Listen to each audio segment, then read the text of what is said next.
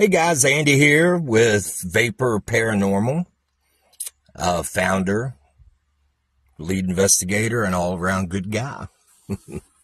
So also, Vapor is the East Coast team for Staring Into the Abyss and Tales from the Abyss. Check them out. We represent the East Coast side and would love for you to check out our stuff. So today, I'm actually in what they call Pond Bank, Pennsylvania. It is about 18 miles outside of Gettysburg, and I can't get out of the car because they have some stuff going on here, construction and stuff.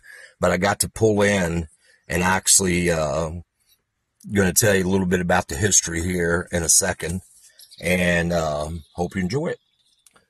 So this is Pond Bank, or one area of it, and that is the Machaw Forest over there, which, yes, it is Native American, named after the tribe. This area was very thick with Native American, and pretty much even when the Civil War was going on, there was still some Native American ties. Well, it has Native American ties, but there were still some Native Americans that were living, and some of them actually fought in the Civil War. So a little bit of history here, outside of that being the history. Supposedly, a lot of people settled in this area, which behind me actually is still part of the Machaw Forest, and it runs you over the mountain the whole time. It is still Pond Bank, and then it cuts off to your right, and that goes into more of Pond Bank, and then if you remain on the hard surface road, it ends up in Quincy, PA, which eventually gets you to Waynesboro, PA. This road that you see right here was used by the Confederacy to go to Gettysburg. And a little bit of other stuff here is you have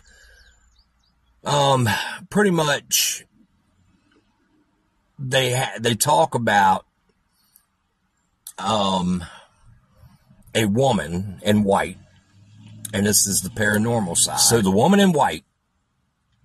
So legend has it, and lore, that a woman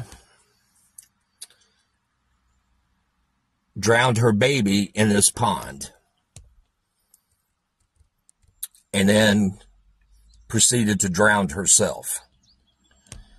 Legend has it that you can definitely see her walking around in a white dress, either on the road, walking up and down, crying, looking for her baby, or walking around this pond. Supposedly, she has been seen as recently as last week. But another legend is that this road right here, it does get windy once you get to the top of the mountain, and several wrecks have happened over the last few years that were unexplainable why they did, but there was fatalities each time, with one being on the 31st of May of this year, where a man was decapitated. And they said it has to do with her, that she will run out in the road, that she will, like it's a cursed road. Now, this pond, lots of people come down here, they check it out, they go looking for the woman in white, and some people have been ran off by things that were not a woman in white, but yes, the elusive Sasquatch or Bigfoot. So, Sasquatch, Bigfoot, there has been several sightings in just the last 2 months. 2 taking place right here on this pond late at night. Other ones that said was in the dense forest of the Mahal Forest. And as you can see, it is a very dense populated or unpopulated area. It's beautiful. And this is the way I go to work. So as you can tell over here, very popular, just very dense. So Saturday night, some friends of mine, we go to the Haunted Hoover House a lot, which is a bed and breakfast in Waynesboro, and we have nights there with our friends, the Berries, that run it. There's a gentleman there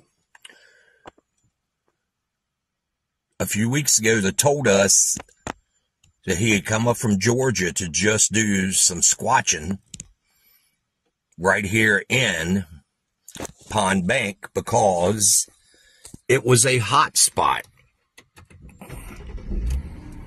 and had several sightings in the last few months, but over the years it was clean up, he said, into 4 or 5 dozen sightings in just a matter of like 3 or 4 months at this time of year. And I'm driving now. I kind of want to give you a look about how the woods look. This is how dense and perfect for Sasquatch. There's been sightings as well where they have said that there's been devil dogs. I haven't heard much on that. And remember earlier I was talking about you can take a right there to go to Pond Bank, and then you got the Appalachian Trail here. As you can see how dense it is.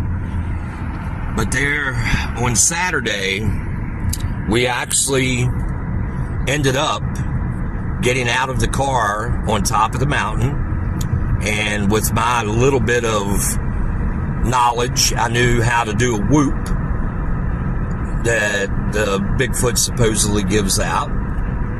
And I got out, I did a whoop, and we were getting our equipment out of the back of the car, and no kidding, God's honest truth, we got one back.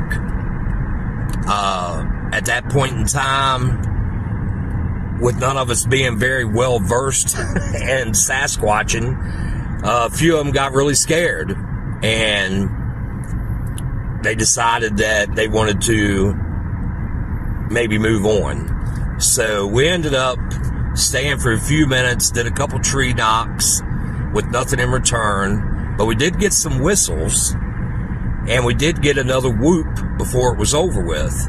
I did a Bigfoot yell and nothing in return. So, does Bigfoot live in these woods?